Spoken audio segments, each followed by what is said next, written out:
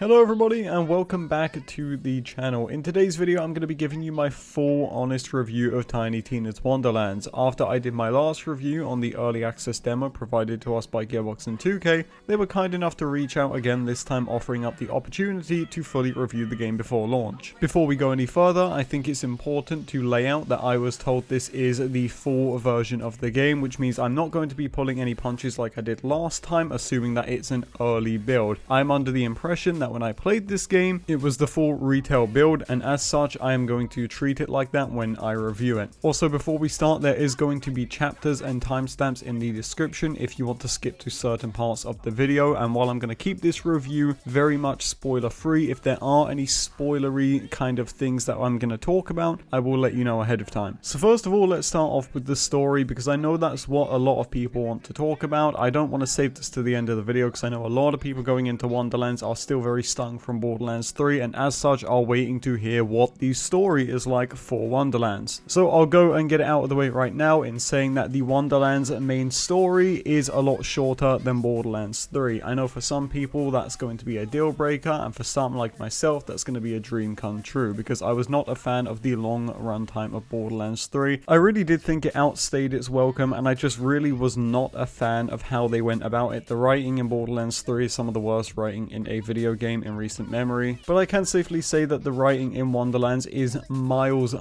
better than Borderlands 3 and is far more enjoyable. I didn't really find too many times in the story when I wasn't enjoying myself. There was only one chapter of the story which I thought felt a little bit drowned out by the rest of it and just didn't really need to be in there, but all in all, it was still very much playable and wasn't something that I was clawing to get away from. The new cast of characters does their job fairly well. There's Valentine, there's Fred, and then there's also Will Arnett as the Dragon Lord, and I thought they all did pretty good in their role, specifically the Dragon Lord. I know a lot of people are worried that this villain is going to be another cringy one like Troy and Tyrene, and I think it's important to remember that going into Wonderlands, you are playing a board game with Tina, who's a 13-year-old, so naturally the boss does come across as cringy, but it's not cringy as in like a bad writing way. It's cringy as in like, okay, this character is supposed to come across as that, and I thought it played off pretty well. It didn't at once make me want to turn the dialogue off or anything, so yeah, I didn't have a problem with it overall in that sense. And just while we're on the subject of dialogue, I do just want to kind of pause here and take a minute to talk about something that I did not like about Tiny Tina's Wonderlands, and it's an issue which I truly think is going to stop a lot of people from enjoying the game on day one or maybe in the future,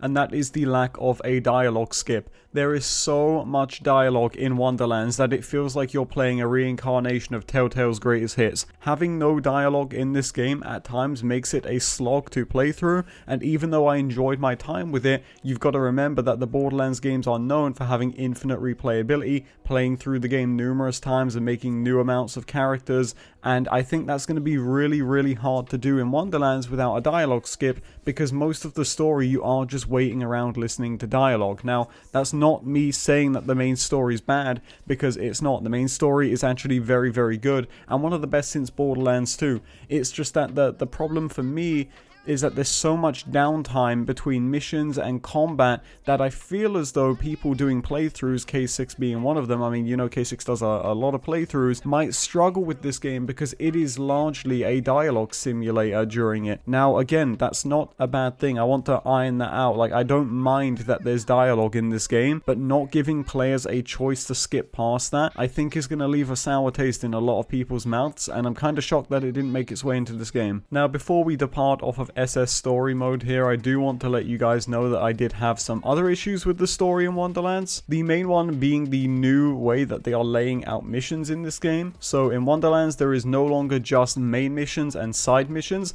They are now split up completely different. So there is now side missions, which are your typical side missions, major missions, which is basically the size of a main mission, but it doesn't correlate to the main story at all. And then there are plot quests, and the plot quests is your main story.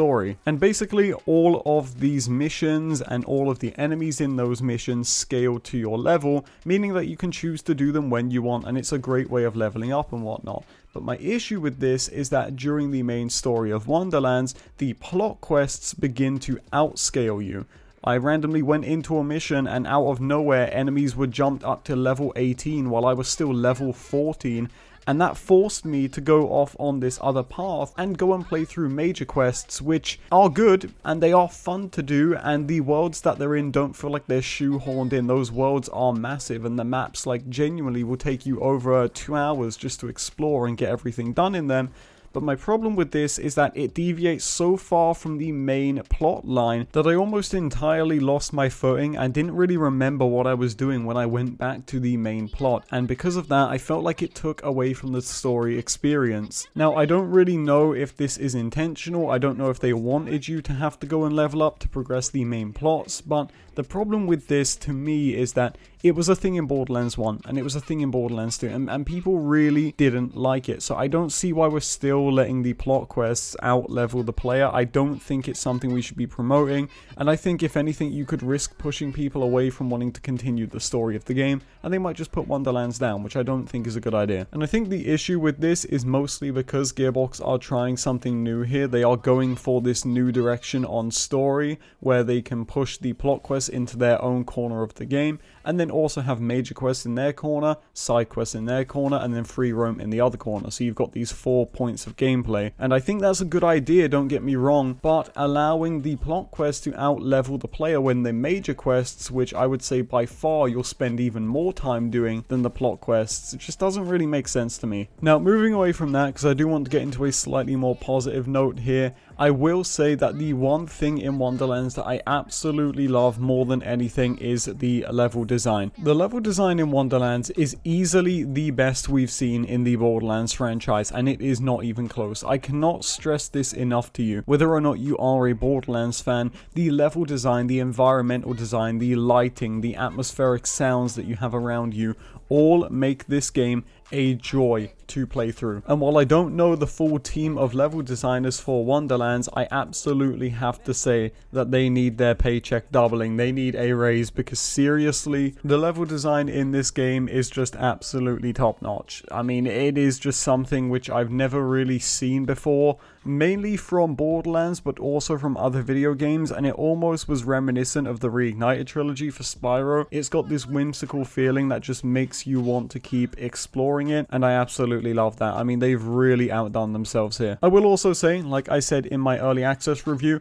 that the gameplay for Wonderlands is totally different to Borderlands 3. There has been countless amounts of people over the past month or two, or even since Wonderlands got announced, saying that it is a reskin of Borderlands 3, and I will once again reiterate that could not be further from the truth, because this game plays completely different to Borderlands 3, whether that be deviating off of the main path to go and get the dice, whether or not that be going around and killing enemies with spells or melee, or using your choice of 4 action skills once you multi-class, or using your hero points or speccing into your myth rank. This game is different to Borderlands 3, and it's a really refreshing change, and something that makes it a lot easier to play. Now, speaking of gameplay, I do just want to talk about the Overworld, because the Overworld is a new feature in Wonderlands, and it's something that we've never seen before from Borderlands. It's kind of like their spin on a Pokemon style level layout, where you can walk around this massive overworld in this top-down view, and randomly you can get jumped out on by enemies, proccing these random encounters. And I gotta say, I think the overworld works. It's actually one of the better parts of Wonderlands, and when I first saw it, I really was worried that it was just gonna not have much there at all for you to do. It was gonna be this small area that you rarely ever see, but I was absolutely wrong. The overworld in Wonderlands is amazing, and in fact it's got more than what meets the eye. It definitely doesn't just sit there static and you only see it once and then you never come back to it.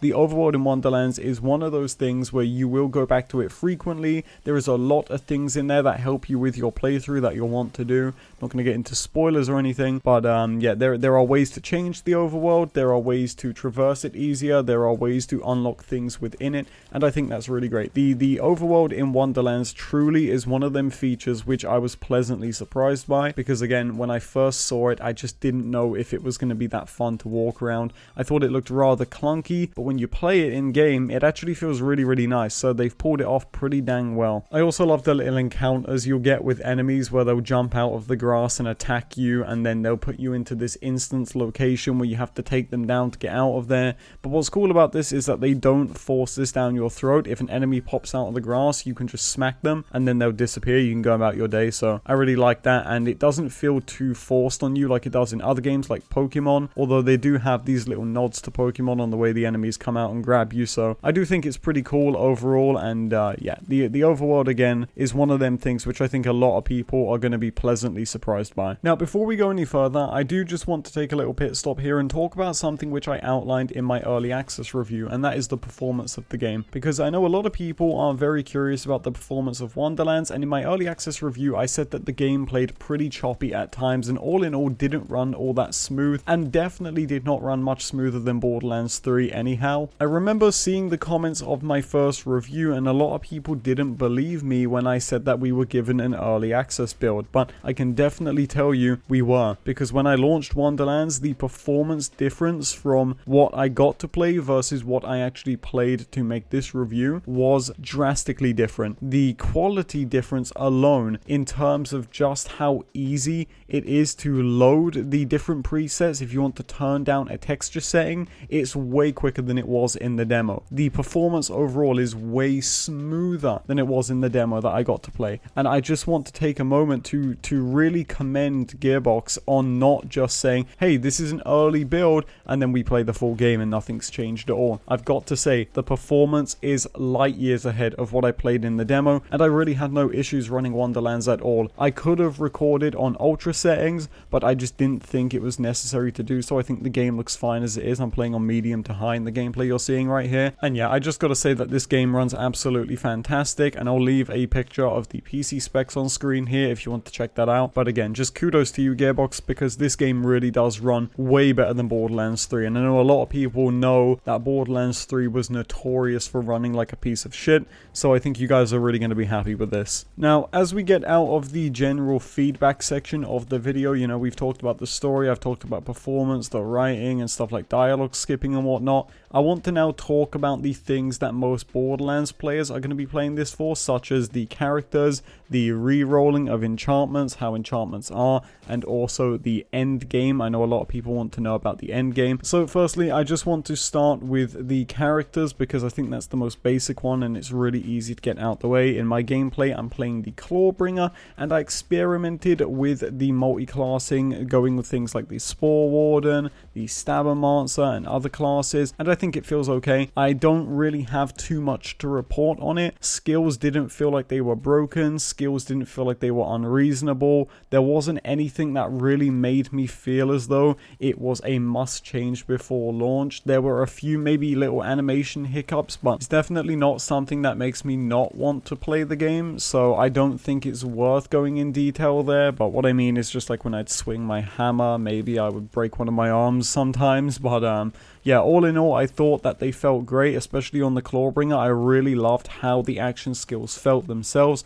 They felt very weighty, they felt like they hit hard enough, so all in all, I don't really have too much to say there. It felt really good, so kudos to you, Gearbox. I will, however, say that the amount of skill points you get for leveling up makes it so that you end up with, I believe, 45 skill points to pick, which is a really big issue if we're going to add a level cap in the future, because all it's going to mean is that we'll have more points to spec into the trees, and due to the fact that when you get your class and your multi-class you only have 2 skill trees, it's sooner than later that we're going to end up having basically every skill picked in every tree, and maybe even to the degree of getting 2 capstones, which I'm not a fan of. So if we could prevent that, that would be really nice. I don't know how Gearbox is going to handle that, but it's a worry of mine and a worry of other creators who I asked about it going forward, so hopefully there isn't any situation where they break build diversity by adding too many skill points, because they did it in Borderlands 3, they did it in Borderlands 2 in the pre-sequel, and it really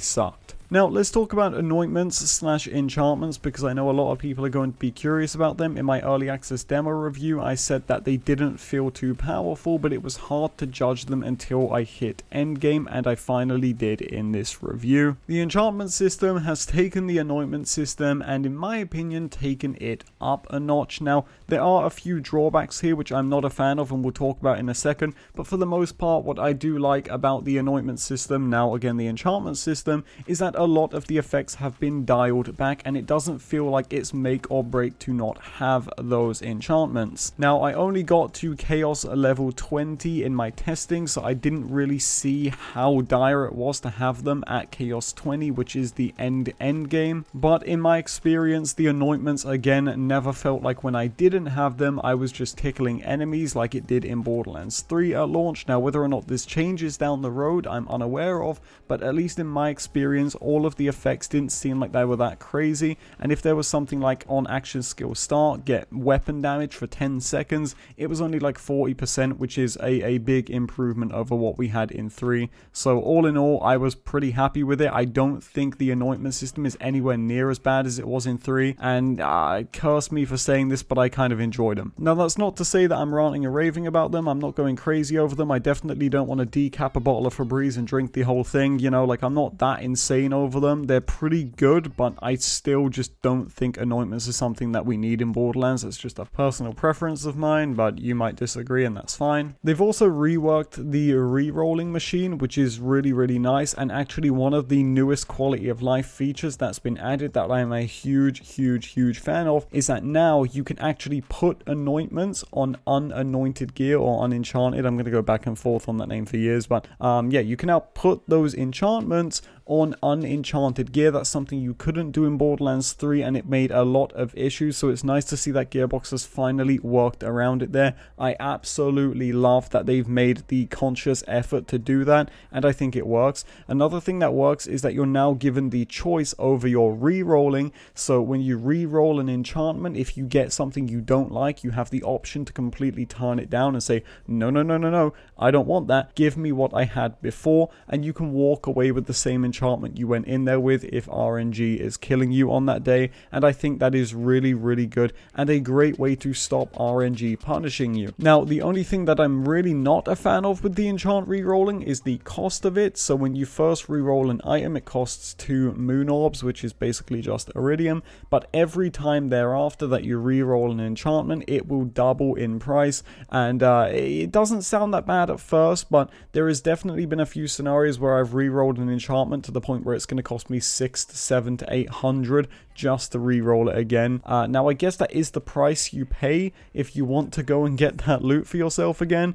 but I just didn't think it was that necessary. I think a flat fee of 25 or 50 or even 100 would have been fine for re-rolling. I don't think that doubling up the price really does anything to add to the experience. I think it only takes away in the long run, but that's up to you to decide. I just wasn't a big fan of it. But all in all, I did think that the enchantment system was improved upon, and I definitely think a lot of people are going to prefer it to Borderlands 3. If you're someone like me who was scared off by anointments in Borderlands 3, I'd say give them a try in Wonderlands. I don't think they're as bad as they were, and ultimately I think they'll win a lot of people over this time around. Now, let me just take a brief second here to talk about farming in this game, because I know a lot of people were concerned about this, and this is something which I didn't know in the demo build of this game. But basically, in a nutshell, in every previous Borderlands game, a lot of people, especially console players, had an issue with save quit farming. They were not a fan of having to go through long load times just to get back in game and kill a boss. Now, while this hasn't been completely remedied in Wonderlands, what has been remedied is the co-op farming of bosses, which used to be an absolute pain, because when you leave to the main menu, it would just kick players out of your game. They'd have to join back, and it really wasn't worth save quit farming bosses in co-op. But in Wonderlands, that has actually changed, because now if you kill a boss and then you travel to Brighthoof, which is the main area, this is like your sanctuary, your Concordia and whatnot. If you travel to that area, right behind you will be a portal which you can then travel through to get back to where you came from, and as such the boss will respawn, giving you an alternative to save quit farming. Now, yes, you do still have to go through a load screen, but what's important here is that if you're farming in co-op, you no longer have to save quit to the menu, re-invite your friends, and then load back in. So it's the same amount of loading screens, but it does mean that there is now an option for co-op farming, and there never was before, and I think that's great. So again, really good job there. I didn't even think of that, so when I finally found out about it, it was Moxie or I think Chadley who told me about it,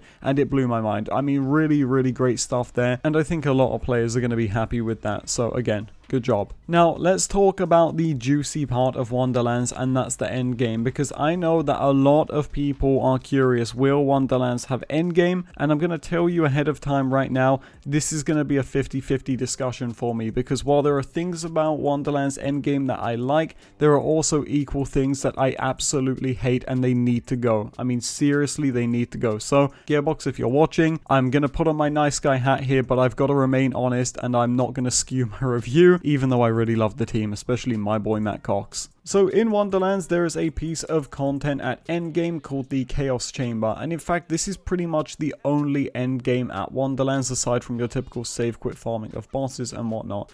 And let me just keep it frank by saying that I absolutely love the Chaos Chamber. It is a blast to go through, and even though I do think the claims of infinitely replayable is quite misleading because it does get a little tiring after a while, I do really think that Wonderlands Chaos Chamber is some of the best endgame content Borderlands has ever seen. It is so refreshing, it is so challenging, and it is also a really great way to get together with players and play co-op. I can really respect that, and I really enjoy it. Chaos Chamber feels like it has been handcrafted and carefully thought out beforehand to give players a good endgame experience that they won't forget, and I think that's great. I think the choices you get between levels to change up your run with the blessings or the curses is a great way to promote player choice, and I especially love getting to the ending of the Chaos Chamber and feeding the bunnies for all the different gear. It's an experience which I absolutely love, and going around planning your crystals, will I get this, will I not get this, how many crystals do I want to save up for the ending, is a great idea. However, in my opinion, Wonderlands is soiled and tarnished by a concept which should have never returned, and when it does return, it makes you feel like you've almost been ignored by the team over at Gearbox. And that, my friends, is the curse system, which for lack of a better term is Mayhem 3.0. At the end of most rooms in a Chaos Chamber run, you have the option to select whether or not you want to go and get something easy, or go through to one of the rooms where you can then select a curse. Now, the problem with this is that the curses are some of the laziest game design I have seen since OP levels in Borderlands 2. Because the curses are not fun and unique difficulty adjustments such as 10% less accuracy while crouched or something similar to that. The curses are a direct rip of the Mayhem modifier system from Borderlands 3 in its entirety. I am not over exaggerating when I say that roguelike has been brought back. The death modifier has been brought back, where you have the death skulls searching you out. The freezing spinning orbs that go around freezing you, they are back. The laser spinners, they are back. The attaching elemental beams are back. Everything that players hated from the Mayhem system in Borderlands 3 has, for lack of a better term, been completely ported over to Wonderlands into what is arguably, in my opinion, a near flawless piece of endgame content, and as a result tarnishes it. The whole idea of selecting curses is to essentially give yourself more crystals, and if you don't get more crystals, you get less loot in the final room. So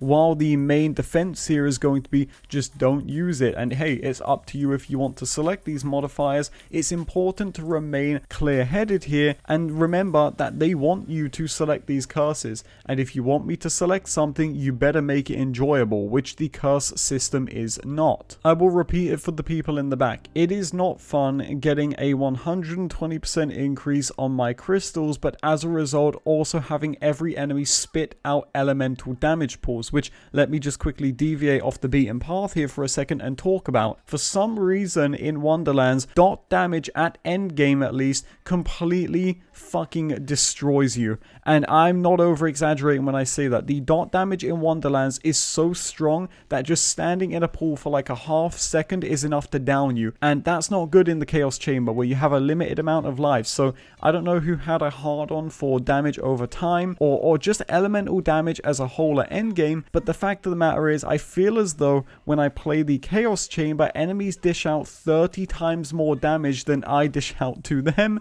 And as a result, it is a punishing loop which ultimately ultimately doesn't need me to rely on curses anymore because it's hard enough. So when you throw in dumb stuff like the laser spinners or attaching elemental beams, it begs the question, first of all, why did we not listen to the community the first 2 times or the first 10 million times they told you they did not like the mayhem modifiers? Why did we bring those back, and why did we shoehorn them in? And trust me, they have been shoehorned in, because it's not as if they've been made more player friendly, they've been made worse. The cryo freezing orbs now travel a lot faster, and they travel at you more aggressive, and they deal more damage to you. And because cryo's a dot now, it's pretty much a death sentence. The laser spinners will literally just appear out of thin air next to you when you're fighting a boss. It's not even like they have to drop from an enemy anymore. So you're literally spawning laser spinners on my head that are insta-killing me, and as such, I don't want to pick modifiers anymore, and as such, I'm watering down my experience.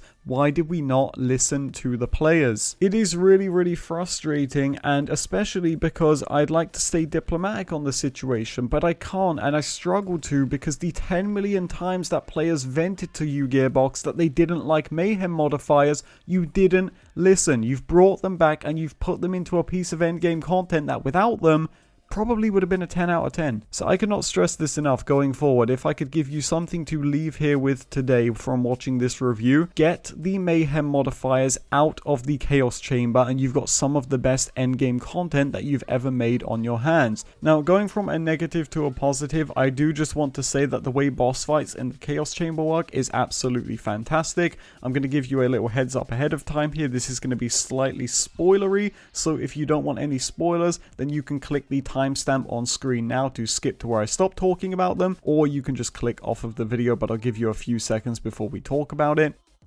And here we go. I absolutely love the boss fights in the Chaos Chamber. I really appreciate how they're handled, and it's an improvement of the concept that the Underdome tried to take when it was back in Borderlands 1. At the end of every Chaos Chamber run, you'll be prompted with a boss fight, but it's not just like a random boss that they throw into an arena that they've made for you. They'll actually teleport you to different instances of the game where you might fight a boss from the story, like the Dragon Lord, and I must say that it's really refreshing guessing what boss you're going to be fighting on your run. But the coolest part of the bosses in the Chaos Chamber, in my opinion, are the secret ones that are hidden behind puzzles. Now, while I've been instructed not to spoil you guys on this, I will say that the hidden bosses in the Chaos Chamber are absolutely amazing, and people who have been searching for something like an Invincible since Borderlands 3, I think you're going to be really happy here, because oh my god, the boss fights in the Chaos Chamber on the secret side of things are some of the best boss fights. No, actually, I'll say it, the best boss fights that we've ever seen in a Borderlands game, and I love that they're not just these bullet sponge enemies, they're actually mechanic based, and it feels amazing to fight them. So when launch comes around on the 25th or maybe the 24th, depending on where you live, I will have a video up of me fighting these bosses to get my reaction to them and kind of walk you through how they work. So just stay tuned for that, because on the 25th I'm going to be dropping a video where we fight these bosses, and oh my god, it is so absolutely fun to fight them. I'm smiling talking about them right now, because in my opinion they are easily the best part of the Chaos Chamber. I mean, really amazing stuff. It's just again a shame that, in my opinion at least, the Chaos Chamber is brought down a severe notch by the Mayhem modifiers, which again get them out. Now, one more thing that I just want to touch on before we end off here today is the legendary drop rates in the game. I saved them for the end because they do kind of pertain to endgame, and to keep it simple, the legendary drop rates in this game are way too high. Now, while I'm unsure if this is a bug or not, I can definitely say without a doubt in my mind that legendaries drop way too frequently at endgame, which is weird because I vividly remember hearing that legendary drop rates had been toned down in Wonderlands, and in my experience with the demo it seemed as though they had been. But at level 40, with only 130 out of the 260 dice collected, and not even at the max chaos mode level, which would further boost my luck, vendors spawn me a legendary every single time. And I'm also getting legendaries from stuff like common mobs as well, which is not enjoyable. I really dislike that. So I don't know if it's a bug or not, but so far I can safely say without a doubt in my mind that the legendary drop rates in Wonderlands are way too over the top, and I take issue with this not just because of the quote, you know, legendaries don't feel special anymore argument, but also because the Chaos Chamber now gives you a way to target your legendary drops. I don't think there's a need for extremely high drop rates anymore, so I almost feel a little bit misleaded by Gearbox going into this game expecting to see lower drop rates, because that's really not what I found, and actually it's kind of annoying to see that they almost look like they're higher than they were in Borderlands 3, so hopefully this is fixed in a patch at launch. Maybe it won't be fixed, but I just want to let it be known that I found the drop rates were extremely high, and that's again not even at the top of the loot lock that you can get to. So yeah, just not something that I enjoy, and I know that you don't have to up your loot lock, but let's face it, a lot of people are going to, and as a result might see too much of an increase to their luck and they might be turned off by it. And now finally, just before we end off, I want to talk about Myth rank, which is basically the Guardian rank of this game that you unlock at level 40, and I don't think it's all that bad. I don't really like the UI though, it's a little bit confusing, and I'm not sure why they force your choice in getting all of the bonuses that you do. But the Guardian rank alternative in Wonderlands, I felt like it was great that they gave you choices that actually mattered to your playstyle, and I really again do just want to say that I like that. But it's really frustrating that there's no option to toggle off these effects should I want to go with a really pure vanilla run, so I'd like to see that added in the future, but all in all I felt like it played pretty damn good. Now with all of that being said, I want to give some closing notes on my thoughts for Wonderlands, almost a little TLDR if you will, my final thoughts compressed into one little bubble. So in summary, I do think that the story is miles ahead of Borderlands 3, but without a dialogue skip it's going to be hard to run through it numerous times, and while I do think that Tiny Tina's Wonderlands has undergone a clear direction change of wanting players to play through it once and enjoy what they play through, it's undeniable that people are going to want to go through this numerous times as a Borderlands game. That's what you do, so not having a dialogue skip there might annoy a few people. When it comes to the level design, the performance, and how the game plays in comparison to previous games, I think it's very unique and very enjoyable to say the least. Everything has been stepped up here and it is an absolute breath of fresh air. Seriously, good job to the level designers who stole the show in my opinion. Really fantastic work. In terms of characters and the enchantment system, I all think it plays really well, although the problem is that it's going to be hard to accurately judge that since we're just at launch, you know. Until we get to the deep roots of Endgame and seeing all of the builds that come out, it is going to be pretty rough to judge whether or not any of this stuff works properly, but in my opinion I think it's fine as it is right now, so hopefully other people like it as well. And finally, closing off, I do just again want to talk about the Chaos Chamber, which is an almost flawless piece of endgame content, tarnished and almost completely ruined by the lackluster and boring mayhem modifiers, which have been brought back not in a way that makes the player feel reminiscent about the good old days, but rather dreading the nightmares they had. I don't know why they are in this game, and they need to be removed as soon as possible or reworked in an upcoming update, because it makes this an absolute slog to play through. But anyway, there is my review for Wonderlands. It's not as positive as I would have liked to keep it, although I did make a promise to you guys and a promise to myself that when I make these reviews, no matter if my code was provided by a developer or a publisher or whatever that be, I'm not going to skew my opinion. What I think is what I think, and I don't think we're going to make anything better without honesty. So that was my honest opinion. I really hope you guys liked it. Remember that we don't do the whole rating system around here. I want you to make your mind up based off of what you've heard me talk about, and if it interests you, I'd recommend picking up the game. If it doesn't interest you, then maybe sit this one out. But thank you guys so much for watching. Again, Gearbox and 2K, I want to thank you for the opportunity for letting me review your game. It has been a dream come true. And yeah, that's about it. Take it easy, everybody, and have a good rest of your day.